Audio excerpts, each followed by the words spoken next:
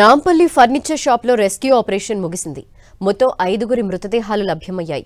కాలిపోయి గుర్తుపట్టలేని విధంగా dead bodies ఉన్నాయి. మృతదేహాలని ఉస్మానియా ఆసుపత్రికి తరలించారు. మృతులు బేబీ, అఖిల్, ఇంతియాజ్, హబీబ్, చరణ్ గా గుర్తించారు. నిన్న మధ్యాహ్నం ఫర్నిచర్ షాప్లో మంటలు చెలరేగాయి. 22 గంటలకు పైగా రెస్క్యూ ఆపరేషన్ జరిగింది. సెల్లార్లో చిక్కుకుని 5 మృతి చెందారు. మృతుల్లో 2 చిన్నారులున్నారు.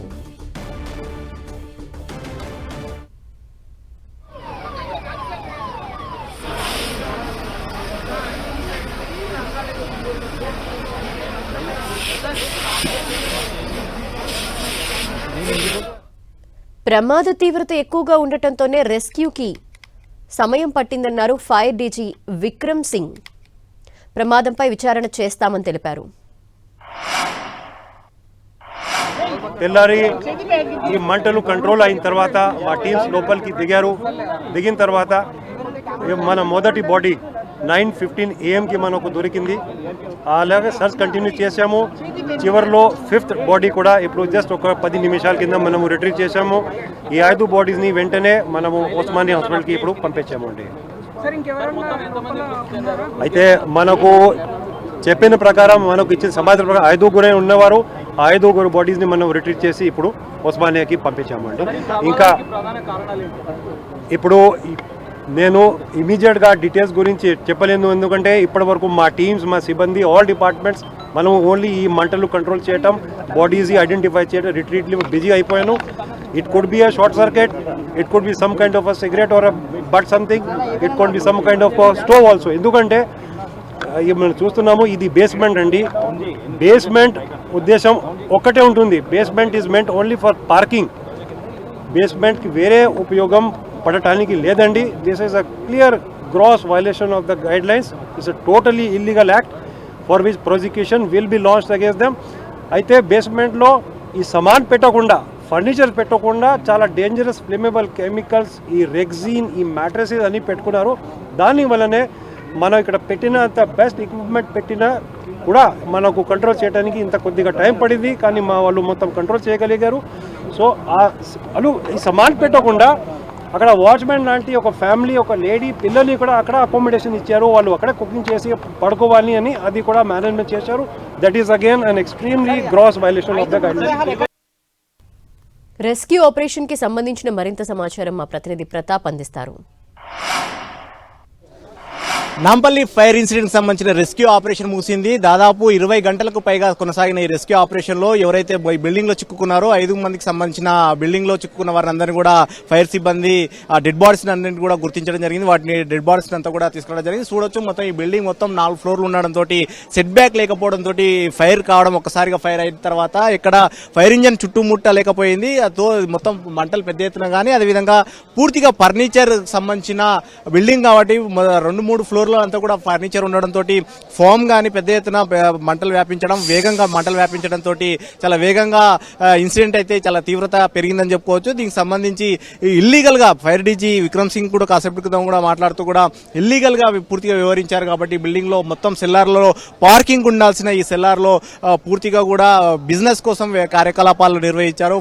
ఫర్నిచర్ కి సంబంధించిన మెటీరియల్ ఎక్కువగా ఫోమ్ ను గాని ఉంచడం గానీ, అదేవిధంగా కెమికల్స్ కూడా ఉంచడంతో ఈ ఇన్సిడెంట్ కు తీవ్రత పెరిగిందంటూ కూడా వారి గుర్తించడం జరిగింది. అయితే ఇక్కడ మొత్తం సెల్లార్ లో ఏకంగా వాచ్మెన్ కు సంబంధించిన ఫ్యామిలీని కూడా అక్కడే ఉంచడంతో ఇల్లీగల్ గా వ్యవహరిస్తున్నారు. సో మొత్తం ఈ బిల్డింగ్స్ ఓనర్ పైన కూడా చట్టపరంగా చర్యలు తీసుకుంటామంటున్నారు. ఈ ఇన్సిడెంట్ ప్రధానంగా తీవ్రత పెరగడానికి ఫర్నిచర్ తో పాటు మెటీరియల్ ఎక్కువగా ఉండాల్సిన దానికంటే కూడా ఎక్కువగా ఉండడంతో తీవ్రత ఎక్కువగా పెరిగిందని కూడా చెప్తున్నారు. అయితే ఈ అంశానికి సంబంధించి నిన్న 1:40 వాళ్ళకు ఫోన్ కాల్ వచ్చిన తర్వాత అప్పటి నుంచి స్టార్ట్ అయిన తర్వాత ఆపరేషన్ రెస్క్యూను కంటిన్యూస్ గా నైట్ అంతా కూడా కంటిన్యూస్ గా చేయడం జరిగింది. ఆ తర్వాత కూడా దీన్ని ఈరోజు మార్నింగ్ కూడా దీనికి సంబంధించి బిల్డింగ్ సంబంధించి కూడా, ఎందుకంటే ఈ సెల్లార్ మనం చూడొచ్చు విజువల్స్, ఈ సెల్లార్ ను బ్రేక్ చేసే సందర్భంలో ఎలాంటి ఇబ్బందులు కలగకుండా, అంటే ఒక బిల్డింగ్ కి సంబంధించి ప్రాబ్లం ఏమన్నా వస్తుందని కూడా ఆలోచనతోటి జేఎన్టీయూ అధికారులను కూడా ఇక్కడికి పిలిపించడం జరిగింది. వారి బిల్డింగ్స్ తో దీనికి సంబంధించి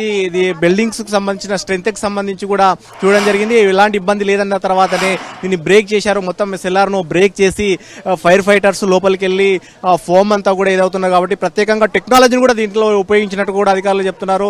ఆ టెక్నాలజీ ద్వారానే ఐడెంటిఫై చేస్తూ వారిని అంతా కూడా గుర్తించడం జరిగింది. ఇక్కడ లోపలైతే ఎవరైతే ఉన్నారో వారి డెడ్ బాడీస్ సంబంధించి దాదాపు నిన్న చిక్కుకుపోయారు కాబట్టి వాళ్ళందరూ కూడా డెడ్ బాడీస్ అంతా కూడా ఐడెంటిఫై చేసి వారిని ఈరోజు ఉదయం ఏదైతే డెడ్ బాడీస్ ఉన్నాయో ఆ డెడ్ బాడీస్ అంతా కూడా ఉదయం 9 గంటలకు ఐడెంటిఫై చేసినట్టుగా కూడా అధికారులు చెప్తున్నారు. ఉదయం 9 గంటలకు ఐడెంటిఫై చేసిన తర్వాత వాటిని అంతా కూడా అంబులెన్స్ లో వాటి పూర్తిగా 90% పైగా కాలిపోయి ఉన్న మృతదేహాలు కాబట్టి వాటిని అన్నింటిని కూడా ఉస్మానియా హాస్పిటల్కి సంబంధించి మార్చరీకి తరలించడం జరిగింది.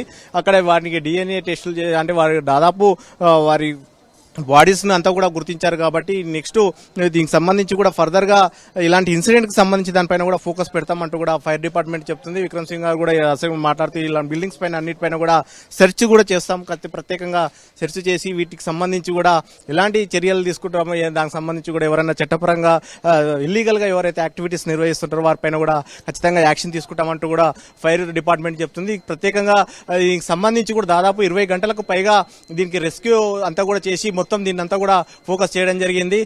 ఈ మొత్తానికి సంబంధించి ఈ వ్యవహారానికి సంబంధించి కూడా ఫైర్ డీజీ కూడా ప్రత్యేకంగా ఇక్కడ విక్రమ్ సింగ్ నిన్న ఇన్సిడెంట్ జరిగినప్పటి నుంచి ఇప్పటిదాకా కూడా పూర్తిగా ఇక్కడ దీని మీదే ఇక్కడనే ప్రత్యేకంగా ఉంటూ కూడా ఫోకస్ చేశారు. మనం చూడవచ్చు విజువల్స్ లో కూడా మొత్తం కాలిపోయిన ఫర్నిచర్ కి సంబంధించి పెద్ద ఎత్తున ఏ విధంగా డంప్ చేయడం జరిగింది. ఆ డంప్ చేసిన పెద్ద మెటీరియల్ ఈ స్థాయిలో ఉండడం వల్లనే ఇన్సిడెంట్ తీవ్రత కూడా పెద్ద ఎత్తున పెరిగిందని కూడా చెప్పవచ్చు. సో ఏదైతే మెటీరియల్ కి సంబంధించిన వాటి వల్లనే ఇన్సిడెంట్ అంటే ఒకసారిగా ఫైర్ జరిగిన తర్వాత దాని తీవ్రత కూడా కంటిన్యూస్ గా పెరుగుతూ వచ్చిన పరిస్థితి ఉంది. ఈ నేపథ్యంలో వారికి ఎవరైతే ఉన్నారో చిక్కుకుపోయారో వారికి సంబంధించి కూడా ఇక్కడ మొత్తం మనము ఇక్కడ ఫ్యామిలీ ఉంటుంది. ఆ ఫ్యామిలీకి ఫ్యామిలీ వాళ్ళు అంటే సెల్లార్ లోనే ఫ్యామిలీ ఉంటూ వాళ్ళు ఇక్కడ వంటకు సంబంధించిన కూడా వ్యవహారం వంటకు సంబంధించి కూడా ఇక్కడ ఏర్పాటు చేసుకున్నట్టు కూడా తెలుస్తుంది. మనం చూడొచ్చు విజువల్స్ లో ఇక్కడ సిలిండర్ కూడా గ్యాస్ సిలిండర్ కూడా ఇక్కడ పెట్టారంటే ఇక్కడ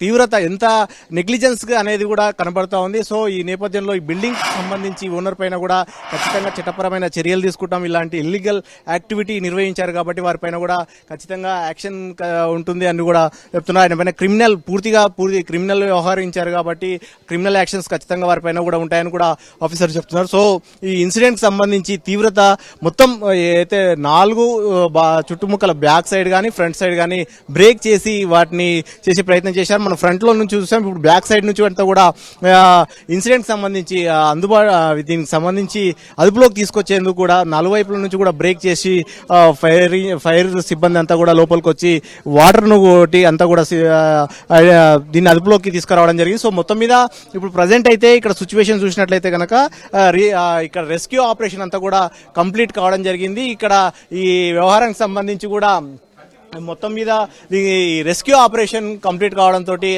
ఈ సిబ్బంది అంతా కూడా నెక్స్ట్ ఫర్దర్ గా సంబంధించి ఎలాంటి వీటికి ఈ వ్యవహారానికి సంబంధించి ఎలాంటి చర్యలు తీసుకోవాలని దానిపైన కూడా ఫైర్ సిబ్బందితో పాటు పోలీసులు కూడా దీనిపైన ఫోకస్ పెట్టడం జరిగింది. కెమెరా ప్రదీప్ తో ప్రతాప్, 10 టీవీ హైబ్రిడ్స్ నుంచి.